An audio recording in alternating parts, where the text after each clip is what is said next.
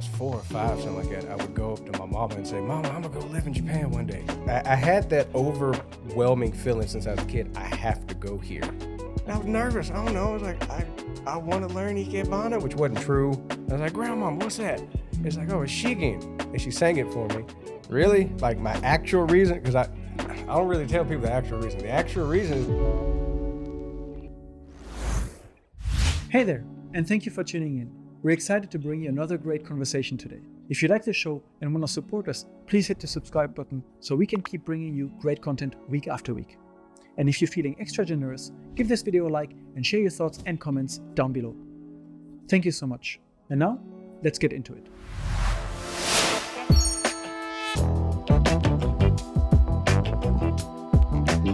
Welcome to Unpacking Japan. I'm Toby, and today we welcome Justin. Thank you so much for coming. Thank you. You are a Shigin performer, which is basically, I'll put it simply, the singing of classical and traditional Japanese and Chinese poetry. But you will probably explain it better than me. Well, I don't know if I can explain it better, but that's good enough. Yeah, it's the recitation of, I like to say chanting. Yes, the chanting of Chinese and Japanese poetry, basically. So this is what we are going to talk about today, because until you reached out to introduce me to this beautiful art form, I had no clue that it existed. And hopefully today we can let more people know about this because it's pretty impressive. But before we dive into this, I want to know your backstory a little bit and what brought you to Japan in the first place. Well, again, thank you for having me here. I am originally from Tennessee, if y'all can't tell by the accent and the usage of the word y'all. I'm from Tennessee, Middle Tennessee, and this is my third time in Japan. My first time was actually in 2010 as just to study abroad. And then the second time was in 2012 up in Fukushima to volunteer after the disaster happened, which if you want, we can get into that because that's a whole thing in and of itself. And then as a result of that experience, when that was over, I felt I had to come back to Fukushima, but Japan in general. And then in 2013, I got a job teaching English, and I've been here ever since. Wow. But what spurred the desire to come to Japan? Did you have an interest growing up into moving here, or was there an event in your life that kind of... Yes, it was all thanks to my next door neighbors. My next door neighbors were a Japanese-American family. The wife was Japanese, the husband was American. And they didn't really intentionally do anything. They just kind of were just there. And as a result of them being there and this massive collection of VHS tapes they had of Japanese TV that they recorded, me and my brother would sit there and just kind of watch them all the time. And this was taken straight from Japanese TV, no subtitles, nothing. It was just raw Japanese TV. Had no idea what they were saying, didn't know what they was talking about, but I fell in love with it. And I think maybe when I was 4 or 5, something like that, I would go up to my mama and say, Mama, I'm gonna go live in Japan one day. And my mama would be there cooking, and she'll just look at me and say, oh, honey, that's great. It's like, no, I'm going one day, Mama. And then, here you are. Here I am. And I'm still trying to figure out just exactly why I wanted to come here so badly. I still wonder that myself today. Why Japan? Why here? But I'm so glad I came here. I'm curious about what you just mentioned earlier. You went to volunteer in Fukushima right after the disaster. Yeah. So like I said, in 2010, I was in Fukuoka, right? And that was kind of the only real place I knew about when it came to Japan was Fukuoka because my school sent me there. And then of like Tokyo. But other than that, I didn't really know any other places. But then I remember watching the tsunami and everything happening on TV. And that first kind of let me hear about Fukushima. I was like, oh man, I felt really, of course everyone did, but like I felt uncomfortable watching that footage. And I remember watching other stuff like terrible things that happened on the news. And it didn't hit me in the same way for some odd reason. And I was like, okay, why does this hit different? Okay, I want to go help. I want to go do something. And then my university was doing something with Fukushima University called the ambassador program, I think. And it was the first one. So the idea was that they would take students from different universities and they would all go to Fukushima and they would help out in some way. And I was fortunate enough to be in that first group of 10 people. And so we went up to Minamisoma and the coastal area in Fukushima. We got to kind of dig around in these, it's like a big water reservoir. Because we were going down the street in this bus, and the person said, look out the window, and you look and you just see green and telephone poles. And he said, all of that used to be houses. Wow. And then you look over to like the left, and we get out, and there's this big, like a water reservoir, but it's just filled with mud. So what we did, we just got in there, and they gave us these shovels, and we just started digging stuff. And I don't know how much good it was doing. I guess it was kind of help boost morale to see, hey, there's people from overseas coming to help us out. I'm not sure, but like I remember digging in there, and I pulled out like T-shirts. I pulled out a little bag. I pulled out a little girl's Disney shirt. I remember it was a long sleeve little shirt and had a Disney tag on it. And then we went to some other places during that trip. There's we got to do a homestay, and I got to do a homestay in a house with a Japanese family, and then in the temporary housing for the people that had their homes destroyed or they couldn't go back to their houses. So I got to do a homestay in both of those. And the homestay in the one, I gotta remember because my mom was probably gonna watch this. I gotta be gentle with how I say this. The homestay in the temporary house was a lot more fun because we got messed up drunk that night. It was amazing. And that family was so sweet. But we were some of the first ones that I know of that they told us they got to stay there in those temporary housing. And that whole experience kind of really changed how I looked at Japan. Because then I had this feeling that I had that overwhelming feeling since I was a kid, I have to go here. But then after that volunteer experiences, I have to help. I didn't know what that meant. I still kind of don't know what that means. But there was that feeling that I have to go and help. So after that kind of pushed me to go, okay, I'm about to graduate in a little bit. How can I go back to Japan? And then that, led me to find an English teaching job in Fukushima, which living in Fukushima was amazing. And I still go there like every month because I met my wife, and she's from Fukushima. We go back there every month to meet her family and meet with some people. And then having the experience of knowing so many people that survived that. Like I talked to my wife about it a lot because I wasn't in Japan when the earthquake happened. My wife was, right? My wife was, because she works at a hospital, and she told me, like, oh yeah, I was at the hospital and this happened. I couldn't go home for like a week or two because we had to stay home and stay at the hospital and take care of the patients and do all this and do this. And that had an impact on how I see Japan. I could talk about just that experience forever. You said it made you want to kind of help a little bit here. And one of the ways you came to do this is also offer your English teaching skills. And you kind of came in 2013, right, to teach? Yes. Where, originally in Fukushima, but where are you based now? Now I live in the center of Tokyo. Okay. I went from living in Fukushima for several years, and then me and my wife, we got married, and then we moved to Chiba to be a little bit closer to her job. And then about 2 years ago, I found a new job in Tokyo, and then we just kind of moved to the center of Tokyo, which is nice. Very convenient, I imagine. Yes. Oh, bro, it's nice. Yeah. But on that journey, at what point did you kind of discover Shigin? Oh, in Fukushima. Because of Ikebana, flower arrangement.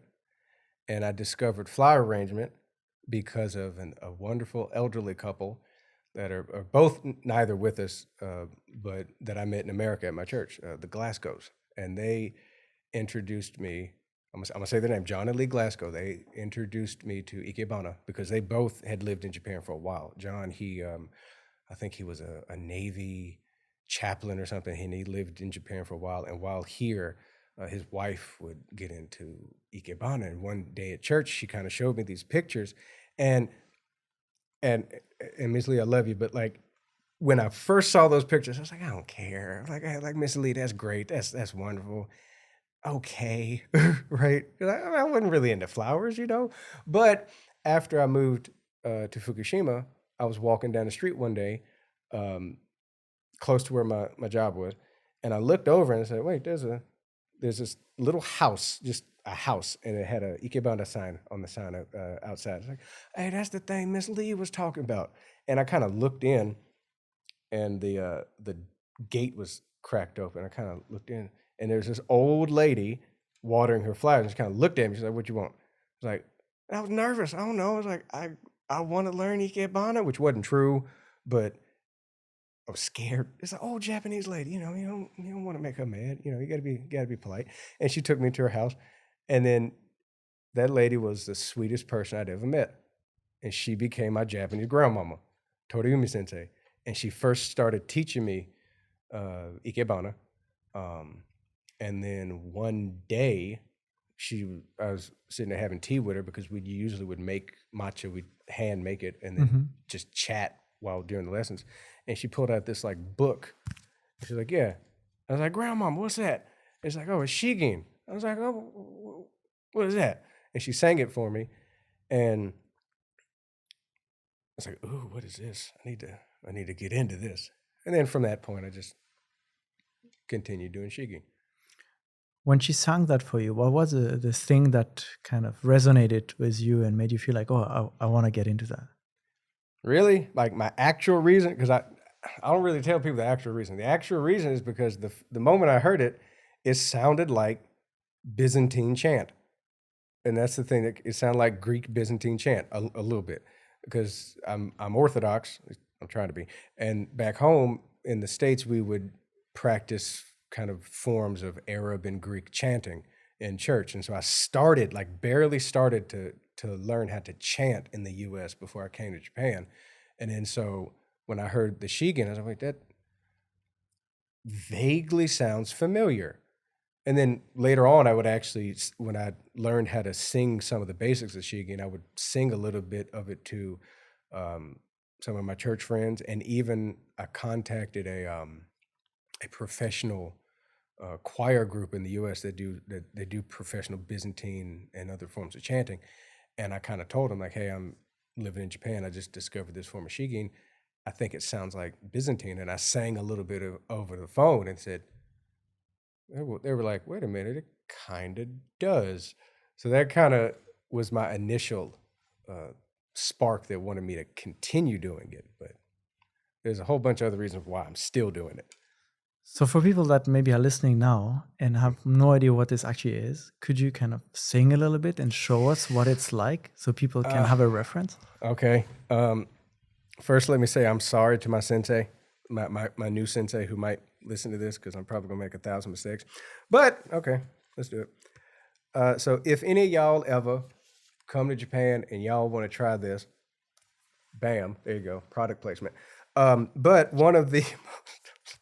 I'm sorry. But one of the most popular songs that you'll learn with any style, because there's a whole bunch of styles of Shigin, is Fujisan, which is a poem about Mount Fuji. And do you want me to sing the whole thing or just give a little sample real quick? You can give a little sample to start and we can get into more details after. Okay, so here's just a sample of it. Senkaku kitari asobu 運外の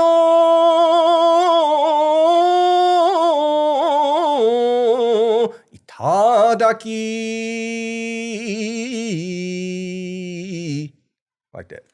It does sound a little bit like a religious chant, right? It does, which apparently, and I didn't know this until, forgive me how all over the place my stories are. I didn't learn this until a Russian music historian told me this at church in Fukushima one day, that Shigin is connected to, has its roots in sort of Buddhist chanting, that some of these melodies and approaches to sing these poems have their roots in Buddhist chanting, which didn't know that. Yeah, it does sound to me like something you could hear at a temple, maybe in a ceremony, and you'd have the monks maybe sing. Yeah. I know people, I actually think my current sensei, I think she's done a couple performances in temples, and you'll see some people. I have a couple Shigin friends and other musician friends that they'll do performances in temples. This type of music is, I think, closer to that than other forms of Japanese music. So maybe that's why it's easier to perform in temples doing Shigin and stuff. So you're walking past that little ikebana shop, and you kind of interact with this grandma who then introduces you to ikebana and to Shigin, and you're like, I need to learn this. Yes. What happens next? Well, trying to think how to phrase it. Well, I start learning it. And in the process of learning it, I learned Japanese a little bit more. Because, of course, I studied Japanese in the States. But when you're dealing with a, at the time, 82-year-old Japanese lady who constantly reminds you that she was not allowed to study English because during the war you couldn't. I was like, Grandma, the war ended like 7 years ago. Why you gotta keep bringing that up? Anyway, she'd always bring that up. It would kind of force me to get better at my Japanese. But then also, what happened during that process is I started to feel at home because this little Japanese grandmama who was in many ways the Japanese version of the Glasgows, the ones I made at home at my home church, and she was an embodiment of my actual grandmama and my actual mama and my daddy and all these people in this one little old lady. And so I think what happened was I started to learn music, but I also started to learn how Japan could become my home. And then how awesome it is when an old lady makes you like these handmade, like tuna fish sandwiches. Bro, you ever gone somewhere and you ever had like your grandmama make you a sandwich before you go to work or something, and it's like wrapped up in a little saran wrap, and it's just it's amazing. I'm sorry, it's amazing. Shigin is very traditional, right? I think originally came over from China as well, Yes. and was introduced here and adapted and changed. How is Shigin today? Like, how big is it? Are many people practicing it? That's difficult. That's difficult. So okay, to backtrack a little bit, like you said, yeah, it first came over from China, and from what I was able to figure out is that it originally came over as just the poetry, right? But then at some point during the Edo era, they started reciting it. They started singing these, chanting these poems um, at I think samurai schools. Because one thing, and I'm not by any means a master at this. I'm trying to get better at it. But from what I've been able to learn, there's I don't want to call it a class system, but there's like a kind of different groups of people would study different types of literature, right? So you'll have the Shigin. This would be like the samurai and kind of the intellectual class, and then you would have like the I want to say the haiku. Well, no, the haikus as well. They would you'd have some of those that would be written by emperors, but a lot of these would be written. At least these poems I know of, the Shigin poems, would be written by like samurai or people higher up in society.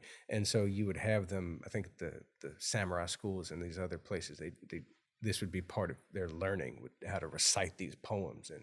And then at some point during the Meiji era, it kind of switched into becoming like an art, something that you sing, right?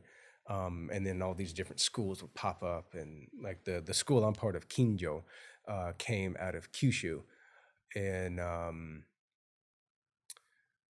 fairly recently, like the 1930s or 40s, I want to say, where Yamamoto Sensei, she started doing this, I think, in like the 30s maybe, and now her children that are in their 80s and 90s run the style. But how is it today? It's difficult to answer. I think it very much still has life in it because it's very small. If you look up Shigin, it's mostly elderly people in like their 70s and 80s. There are a couple places, a couple schools I've seen out here in I think Kansai and also near Kyushu where they have young kids that do it. A lot of the big record labels will have Shigin contests.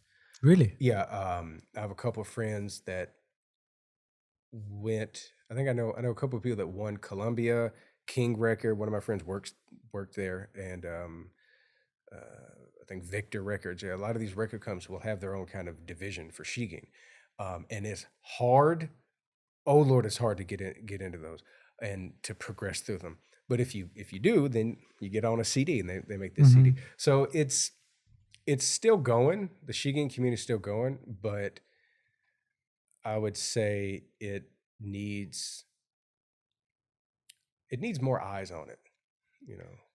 You mentioned that it's organized in schools, so kind of like all the traditional arts from Japan, whether it's ikebana or sado tea ceremony, and you're part of the Kinjo school. Yeah. So what does the Kinjo school kind of stand for in Shigin? Is it very different? I'm putting you on the spot here. Oh, Sensei, I'm sorry. She's gonna watch this. Okay, so one of the differences with Kinjo is, and I was reading this. It's actually in the manual, kind of how you should approach Shigin. There's a lot more of I don't know how to describe it, like a samurai spirit. I mean, of course, all the other styles, but I'm going to be biased. I think mine has a more of that samurai spirit in how you approach these songs, in how precise you must be when you sing them. Like when I did that little snippet earlier, my sensei could probably point out 1,000 mistakes that I made, but the idea is, and we could talk about this later when we get into some of the singing techniques, is there's a lot of control in your voice, but at the same time, there's a lot of like fluid motion. And that is a little bit different from some of the other styles, because we all essentially use the same poems, more or less, but how they approach the poems, that's what makes these individual schools different. And what attracted me to the Kinjo style, not only that it was the first one I started learning, because after I started learning, I looked at other styles and I would make friends that are in other styles. But the one thing that really attracts me to this particular style is, I guess the only way I can describe it is how controlled you are with your voice. The poems you recite, are they still the old poems that were written by the samurai, or is there like a new generation of writers that write contemporary poems? Oh no, they're still making them. I don't have the books with me yet because I haven't advanced enough. But there's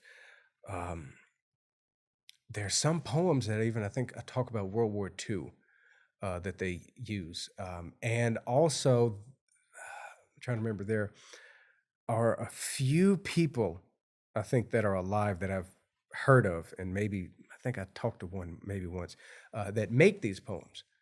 That you can write your own poems, but yeah, they're still I think making them.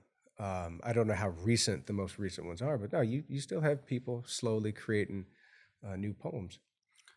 Back to when you started learning this, where do you even start? What was the first poem that you kind of interacted with when you teach it? It was Mount Fuji. Mount Fuji was also your first? Because this book I have is number one. It's like the first, like level one. So there's like an official series of Shigin study books. With most styles, they'll have a series of books, the poems that they pull from. Now, I'm not exactly sure the order of difficulty that it's in, like if level one is truly the easiest, and I think in Kinjo there's like 30, I think they're up to volume 34, 35 now or something, and then you get into volume 30, then it's just impossibly hard. But it may be popularity as well, because in volume one you'll have a lot of very famous poems, so that may be it. But this was the first one that I came across, and the very first poem you learn is Mount Fuji. What was difficult for you when you started learning this poem? How to sing, like, because, and I don't know if the camera can catch this or not, but, and I got like really bad handwriting too, so I'm sorry, don't judge me. There's hiragana next to the characters.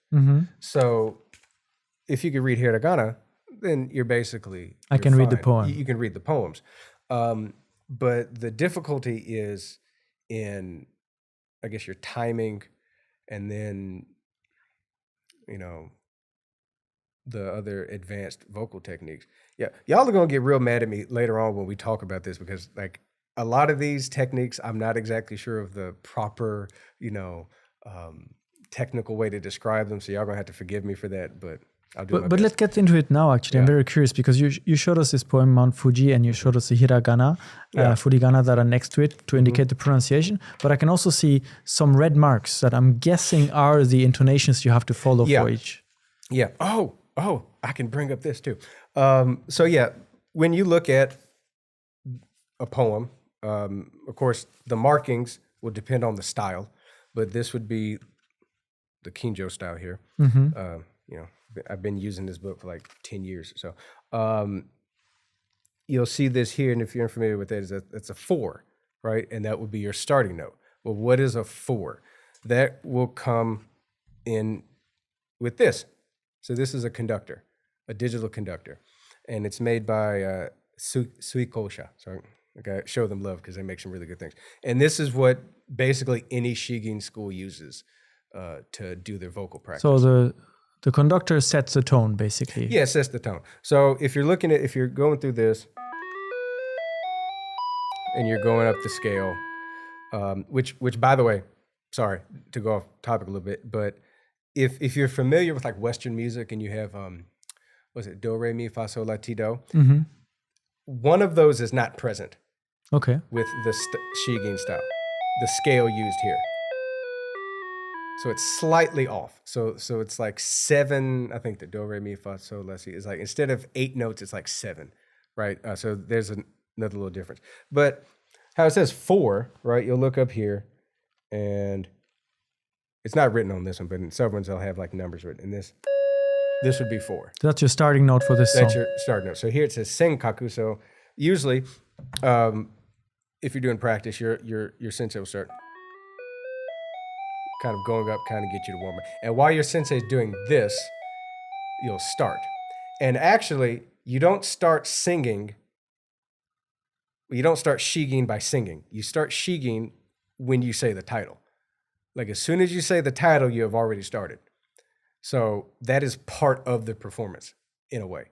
So if we're doing Fuji-san, you wouldn't go, okay, Fuji-san, Ishikawa Jozan, because it's, you'd have to go, Fuji-san, Ishikawa Jozan. Like you have to kind of prepare your posture, prepare your stomach. You have to come with some force when you say it, when you say the title. So like your sensei will start, and you'll go, Fuji-san, Ishikawa Jozan. And then that'll be your first note. And then you hit the 4, you go, like this, senkaku. And then after that, the little squiggles, the lovely squiggles, will tell you what to do from that initial starting point. So you'll see it go up. If your starting note is a 4, and you go up to a 5, and you go down to a 4. So the very basic way to sing this would be senkaku, like that. Like that's how you start learning how to sing it. And then you'll keep going like kitari asobu.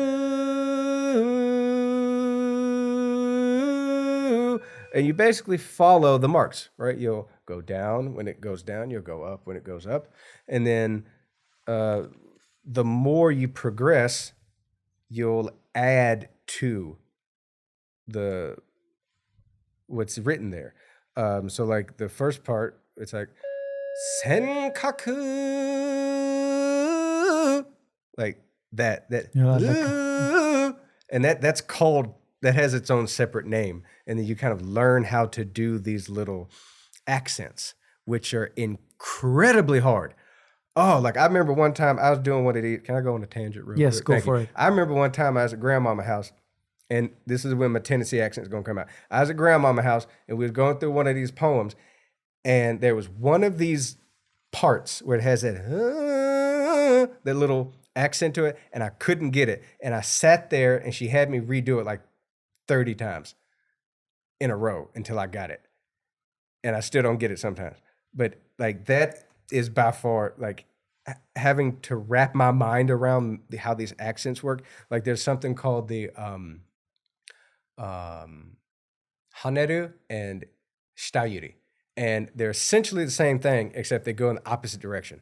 So one is you'll go up down, the little accents, and the other one is you'll go down up. And like an example of that would be, so the hanareru or haneru. So haneru would be like ungai no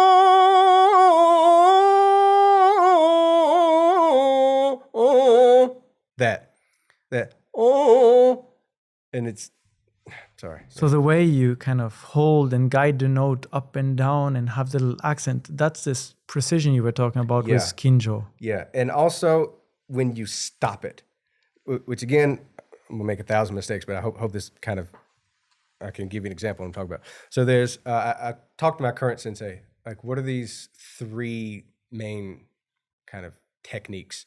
One is the haneru, like I said. So like you'll go, right, so you go, ah, sorry, ah, right, up, down, right, and then there's shitayuri. So you'll have a note, you go, ah, right, and it's like, even right now, it's hard to describe how to do it, but it's very precise where you go down, up, down, and then there's one tome where you stop. So you have where you don't pull your notes where it doesn't drag on for too long. So, like, okay, the first one here with Mount Fuji, senkaku, like that final ooh, you don't drag that on until you have to cut it at a certain point. So, like something like senkaku, like you have to learn when to abruptly stop and then move on. And then there's also tie-ins between each. Oh wait, maybe I should tell you how these poems are constructed, because it also plays a role in how you sing them. I think I wanted to get right into that because there's a technical side, there's how they're constructed, but then also there's the story behind, right? Because there's a meaning behind each poem. Right. So how is the story or the small story in this poem constructed? Well, okay, so most of these poems, oh, and by the way, I should probably also mention that you have 2 main types of Shigin poems. You'll have the 5 or the 7, and that just means how many characters are in each line. You have 5 characters or 7 characters. The 5 character ones, you can sing a little bit slower, and the 7 characters are a little bit faster in how you sing. But basically, both of them have 4 lines. And the Japanese story arc is ki sho tenketsu. Ki sho tenketsu. And ki would be the first line, and that is the character for like to awaken or to occur. And this means this is kind of the opening line of your poem. Gives you kind of the setting, right, of your story. And then the sho is, I'm not sure which, I have the kanji in my head. I'm just not sure exactly how to describe what it means, but it's basically the continuation of the setup.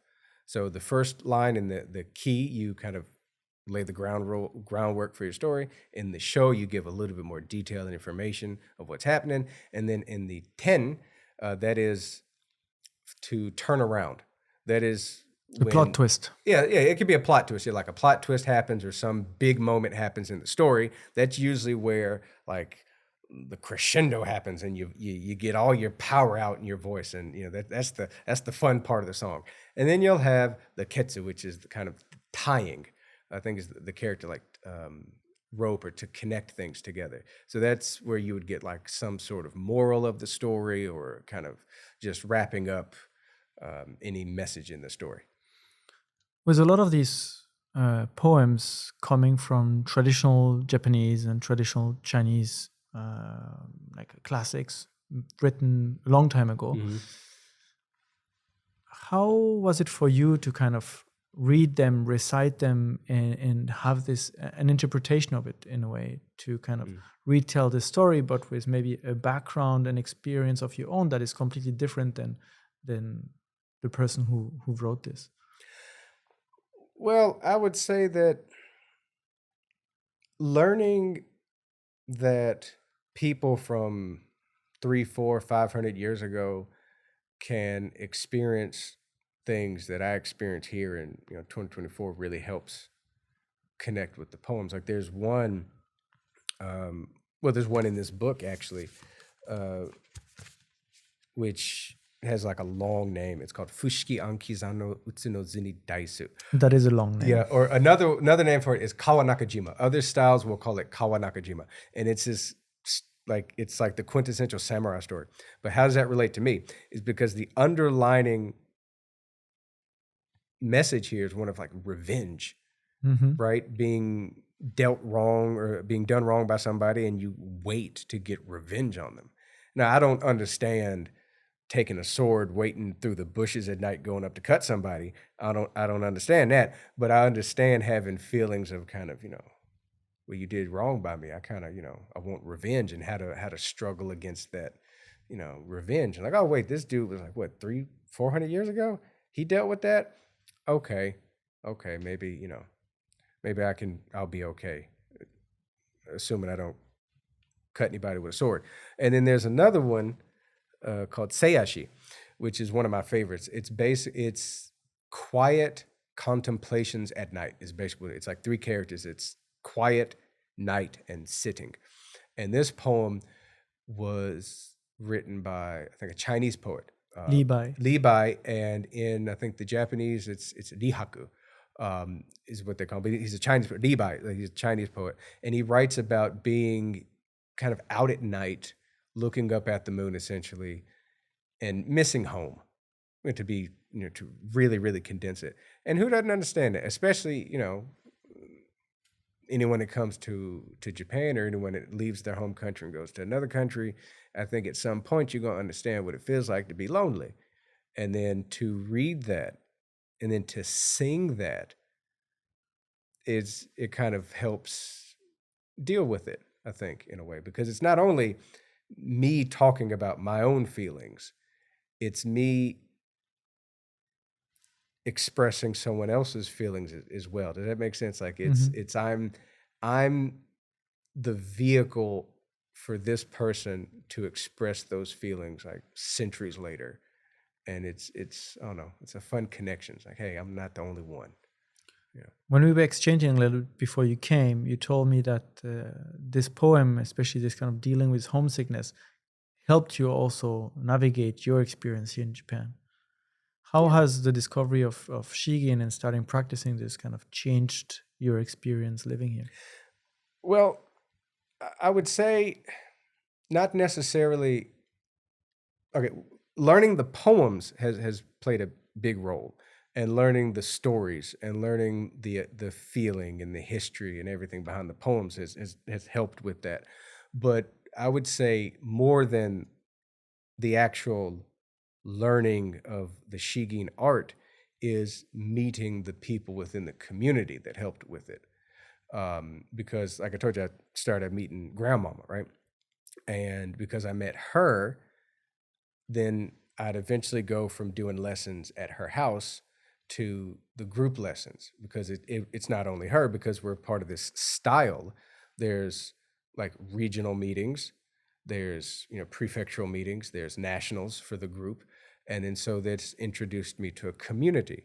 And then when you have a community of people to chat with, you don't feel so lonely, And it also is just fun because I'm like a dude from Tennessee in a room with all old Japanese people, and we're just laughing together.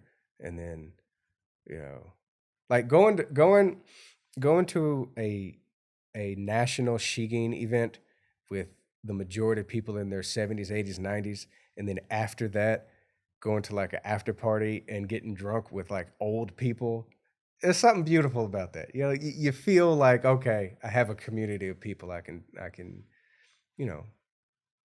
be happy around or feel like home around. And I think that's the big thing with me is not only learning the poems and the beautiful history and the beautiful yet difficult way of singing them, but it's the people that have continued to bring this art form to the current generations is what really got me. You just talked about this national kind of Shigin event or performance. Yeah. What kind of events in Shigin exist? How regular are they? And do you attend a lot? I wish I attended more. I don't attend as much as I would like, but it depends on the style. But a lot of styles, if they're large enough, will have a Zenkoku Taikai, a national event, and this will be where people from all across the country will gather, and they'll have performances where people get on stage and sing, and then they'll have other related performances. So, like for example, mine at the Kinjoru, there's Zenkoku Taikai. Oh my gosh, I love these! Like they're crazy because the style doesn't only have Shigin. It originally was founded by Yamamoto Kinjo-san. She originally started out as a biwa player. And so you'll have a lot of people that do, I should have said this before, you'll also have a lot of people that do Shigin that do biwa. Or so traditional instrument. Yeah, traditional instrument. It's kind of, what's the word? A lute. Mm-hmm. It's kind of like a lute, right? Like a Japanese lute. And you'll have a lot of people that will go between those styles. Like at the head office for my style, they also have biwa lessons. So you can kind of learn both. So at these national events, you'll have, like it's usually broken down into the first half would just be the regular students, and then the second half will be the teachers. And then in the second half with the teachers, or the high-ranking teachers, because there's like, I think about 15 levels, at least in the style that I do, there's like 15 levels to advance to. They'll have a big show. And what that is they'll have performances that revolve around maybe certain historical figures or certain events in Japanese history. And you'll have like a projector on the wall that's projecting like the moon. And you'll have these people that will dress up like samurai with the swords, and they'll do sort of this sword fighting performance, while to the side you'll have like 10 or 11 senseis that are singing and playing the biwa and the koto at the same time. Bro, it's amazing. It's amazing. I'm just trying to picture this. It does look pretty cool to be in this room and like this whole scenery kind of put in it's place. awesome, dude. It's awesome. It is awesome. It's Japan. It's amazing. And then you'll have, this doesn't happen so much at the Kinjo Zenkoku Taikai, but sometimes you'll have other performances where you'll have Shigin and Ikebano. Like my first teacher, she would tell me that she used to do that, where someone would perform and then she would do the Ikebana. She would do the flowers. So you'd have a song, someone sing a song, and then on stage you'll have someone that would be doing a flower arrangement. I know other people, these aren't national events, but there's some events that people do where you'll have someone sing, and then on the wall or on the floor, they'll have this huge piece of paper and they'll be doing calligraphy. Oh. And I got a friend who does that. I can say people's names, right? Yes, Keisei Sensei. Keisei Sensei, yes. And Kanako Sensei, my current sensei. Kanako Sensei, I love you. Sorry. But like Keisei Sensei, one of my friends, she'll do a performance, and then she'll have someone that'll do a calligraphy that's related to the song. Do you remember your first performance? I don't know if it was the first one, but it's one. The first one I can think of was, I think, back in 2015, because I started when I started Shigin. So I came in 2013, and then I think in 2014, I think 2014 I started doing Shigin. So hey, 10 years. Okay, 10 years, yeah. Yay. It was a local performance in Fukushima, in Iwaki. So I lived in Iwaki City in Fukushima for about 4.5 years. And there's the Iwaki branch of Kinjoru. And so you'll have the Iwaki branch, and you have like East and West Iwaki, and they'll have the little classrooms. And then they'll get together to have like a Iwaki City performance, right? Mm-hmm. And I remember I got on stage, and I forget the song, but to use Mount Fuji, it was basically like Senkaku Kitari Asobu, right? And I'll go back and watch it and go, at least I've gotten a little bit better, like a little bit. Yeah. How do you pick songs before a performance? Is there like a theme? Is it prescribed? You have to do this, or do you choose whatever you want? Okay, it depends. It depends. So if I'm doing something like, next year in January, there's the Hatsuginkai. And so we do that about every January. So by the time this is out, this will have happened already. But hopefully. But it's kind of a Happy New Year type thing, right? So with those, there might be a little bit of a theme, but you're more or less free to choose whatever you want. But if you pick something that's like obviously themed in fall, like Yaza is a poem that's like obviously themed in the middle of fall. It might not feel right to sing that and at a beginning of the year event, but other than that, you can kind of pick what you want. And then if there are other types of events where they'll kind of have a list of songs for you to pick from. So like I mentioned, the record companies will have their own events and contests, and they'll have usually like a list of songs or something that you pick from that you can sing with, and then they'll have a specific CD of background music that you can pick and listen to while you're practicing, because that'll be the background music when you perform. That's a little different. The record companies. When I hear you sing this Shigin, or watch some of your performances online, or watch some other performances from Japanese singers as well, there is a sort of a nostalgia, sadness in the melody. Is there a specific kind of common thread throughout Shigin in terms of how this is expressed? I mean, when we were talking about the technical side, you were explaining how it goes up and down, but it always kind of feels like somewhat heavy. There's like something very deep to it. Yeah, honestly, I'm still trying to work that out myself. But there is, I mean, I can just guess. Like, it may have something to do with the people that wrote these poems and the things that they talk about, kind of like the samurai class, the elite, poet class, and kind of their mindset and outlook on life. Because I think there's a big influence of Buddhism, Confucianism in the lives of the poets, and that kind of plays out in some of the poems. So I mean, I'm just guessing here, like that the outlook on life, because a lot of these poems, I mean, some of them are happy. Like there's a Takarabune, which is a very happy song. It's actually the one right after Mount Fuji, and it has like the exact same structure to it, except the words are different. And that's a very happy song. That's a song about being, grateful and having good fortune and everything. But it still sounds heavy, right? So I'm not exactly sure. I'm gonna have to try and figure that one out, because I've noticed that too. That it's maybe because I'm just remembering something my first teacher told me, because we were going through a song one day that was extremely sad.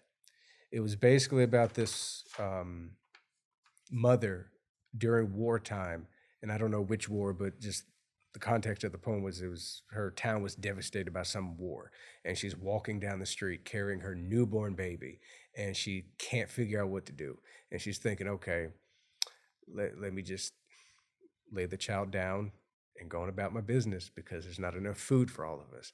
And and the poem says she looks up at the moon, and then the birds are crying along with her, but she sees a rich person's house, and she lays the baby in front of the doorstep, and she just leaves while she's crying.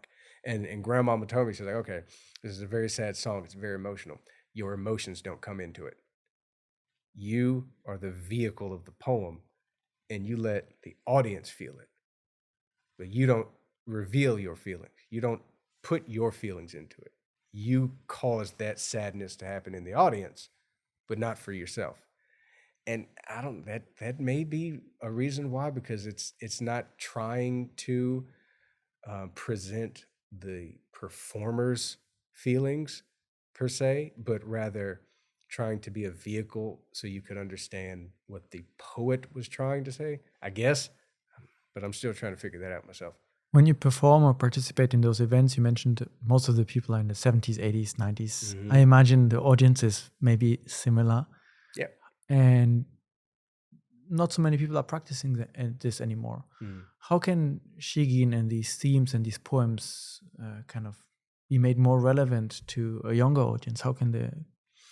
Well, I think, well, like with social media, because I found a lot more young people doing Shigin, like Japanese people, like elementary school age, junior high school age people doing Shigin, because it does exist. Like, like with some of these record labels I mentioned again, in these contests, they'll have a section for children that goes up to like junior high school age. So there's some young people, but I think using social media nowadays is really helping, because it's showing it to a new generation, and also there's twists to it. So there's, of course, the traditional ways of doing Shigin, like you stand up straight, and you try to be as somber and serious as you can when you're doing it, which is great, which is beautiful, which is something I want to preserve and share. But also there's kind of next to that is the group that is trying to somewhat modernize Shigin, right?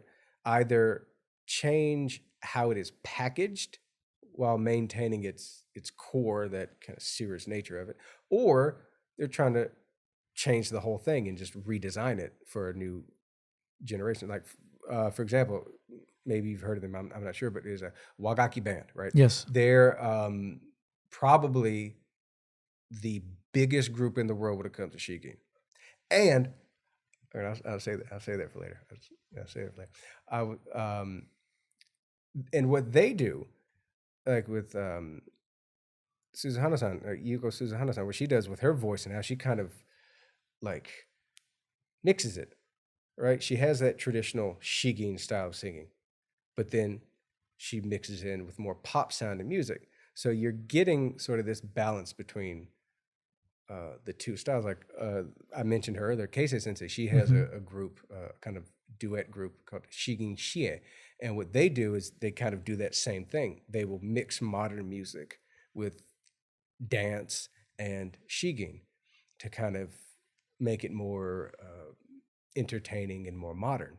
And that gets more people interested in it. So I think both groups, the traditional and then the more modernizing, both groups kind of taking advantage of social media is helping kind of it get, to a more younger audience. You mentioned before we started recording that just recently there was also a manga released. Bruh. Okay. So, all right.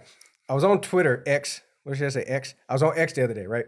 And I'm just going through, and I seen some of my Shigin friends posting this manga. I was like, what is that? And it's called, it's called Shigin Jimase. Shigin Jimase. Yeah, because like you have Shigin, which is like a noun, and then you'll have the verb ginjiru, which is like to chant or to recite. So how the title of it is like Shigin Jimase, and a little exclamation mark. And it's the cutest thing I've ever seen. It's the cutest thing I've ever seen. It's just this adorable manga about Shigin. And I don't read manga that much anymore, but when you see like probably the first ever manga about something you're so passionate about and have spent a decade of your life doing, you're going to read it, right? So I was sitting there going through reading it, because it's an online manga. I was going through reading it, and like it's the first time I've ever read something, and I was like, I know exactly what that feels like. I know exactly what that is. And I contacted the author of that manga like the day I figured out that it existed, and said, hey, you need some help making an English translation of this? Like, holler at me. I've been doing this for 10 years. Let me in. I need in on this. And then I sent that. And while I was waiting for a reply, I was like, no, I need to do this right now. So I just went there and I just made like a translation of one of the panels and said, here, this is what I'm talking about. And they're like, whoa. It's like, no, I'm dead serious. Cause like this, I mean, even if like any of y'all watching this aren't necessarily interested in singing, which is fine.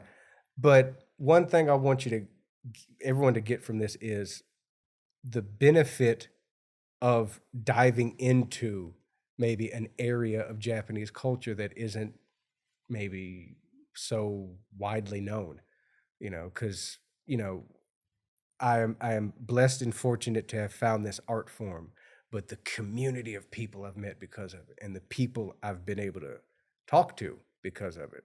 Like I mentioned, Rocky Band, I've been able to get in contact with them for a good bit and message them and have ways to get in touch with them. It's allowed me to get in touch with y'all. If it's allowed me to have sort of a very unique social currency, which is, sorry, I kind of went off on the rail on that. Sorry. What would you like to see with Shigin in the next few years? How would you like to see it develop? Is there any trends or any events that you want to see happening here in Japan or in the world? That's so. I'm good on time, right? I can just keep going. We have plenty of time. Because what I want is I want that manga to become an anime. Because bro, oh my god, I want that. Like I'm serious. Like dude, I saw that, and you know how like a lot of companies when they were trying to promote their new publication, they'll make a little YouTube video of it, and for the manga, they'll sometimes make like a special animated version of it, and they'll have someone reading the panels. They'll hire like a voice actor or something, actress to read the panels and stuff. And I'm watching this video for this Shigin manga, and they get to the part where the actress, the voice actress, is doing the song, and I'm listening, and I'm like, I need to find her. I need to get her to come to one of my sensei's lessons. We need to get this to happen. That's what I want. I mean, I want more people to see it, and not only Shigin, but also other traditional forms of Japanese singing. Like, are you familiar with minyo? No. Minyo is folk music. Okay. It's like the character is like min, so kind of like Kokumin no mi. Kokumin no mi, right? For like people or community. It's like it's folk music, and that is, I cannot sing that. That is way above like my vocal range, but it is beautiful music. But it also has a different feel to it. It feels more like a matsuri. It feels more like you're having a party or you're getting excited for something. But I think that's also important to have that experience as well as Shigin, the serious kind of somber experience, almost sad experience. I think it's important to see these sides of Japanese culture and to experience it and to kind of figure out why is this the way that Japanese society, or at least traditional Japanese society, chose to express these human emotions. Because that's one thing that interests me about it, and that's something that I would like, I guess, more people to explore. Is yes, this has a surface level of being an entertaining or interesting art form, but below that is sort of, well, why did it take this form in this society to express these emotions when, let's say, in American folk music, the emotions of loneliness or sadness or grief or revenge or whatever are expressed in different ways with different melodies. And like, is it just because this was what was available to you, or is there something deeper? Like, I'd like people to get into that more. Also, something I'd like to see would be have Shigin and other styles of traditional Japanese music compared to other cultures' forms of music. So like I mentioned earlier, I started just a little bit in the States to look at Byzantine chanting.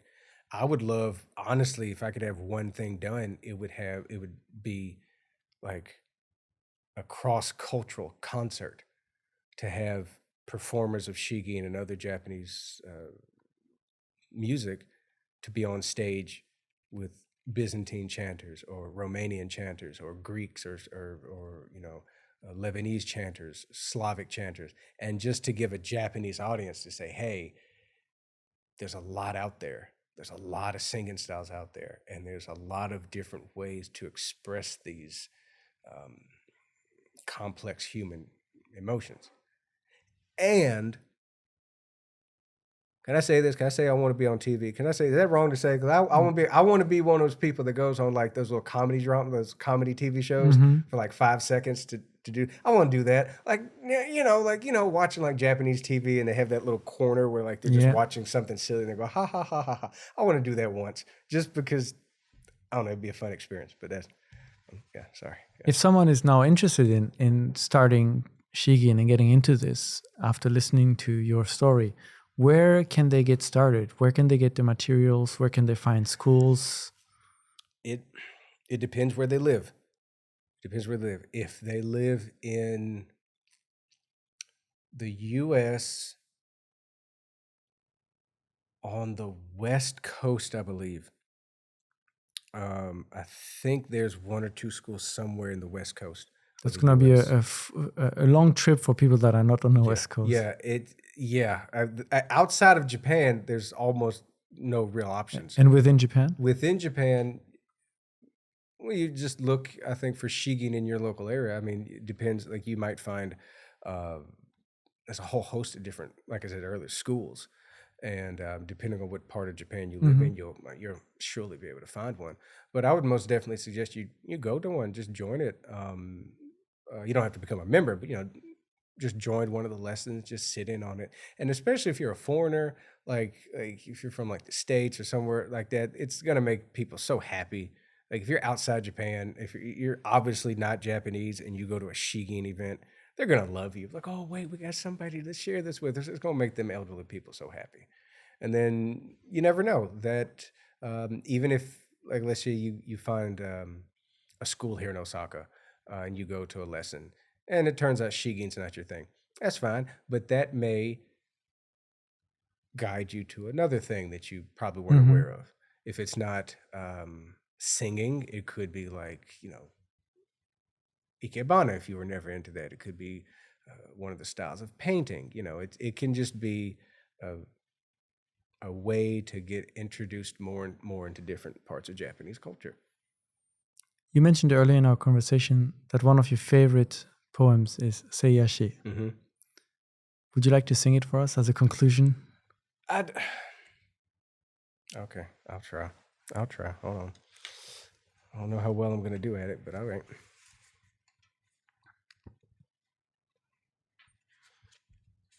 I gotta find it.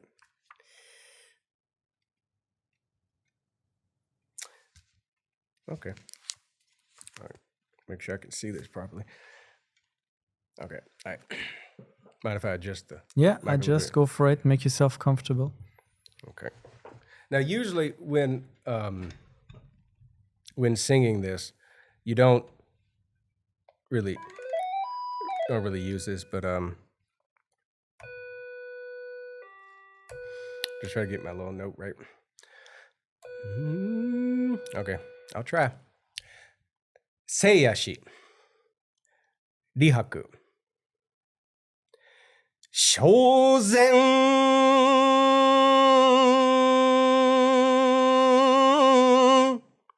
Gekko,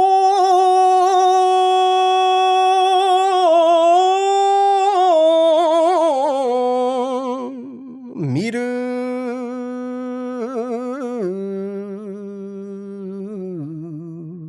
Tango raku wa kore,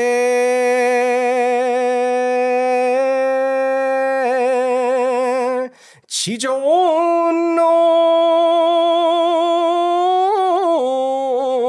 下かと神戸をあげては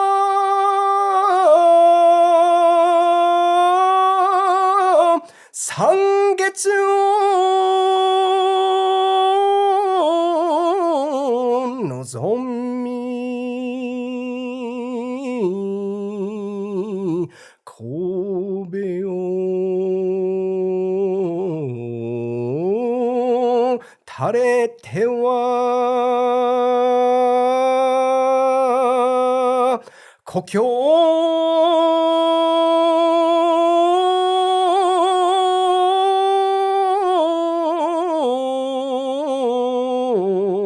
思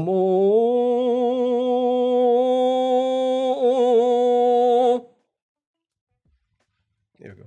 Justin, thank you. Thank you very much. Thank you for sharing your passion and coming all the way here to tell us about Shigin. Thank you. It was very insightful for me and made me actually very curious to explore more of these traditional chants. Minyo and Shigin and Enka is also kind of different, but in that Enka too, man. Yeah, there's lots to talk a about. lot to talk about, yeah. But thank you for today, for your time and your passion again. Thank you everyone for listening and watching. This was Unpacking Japan, and we'll be back again next week. Bye.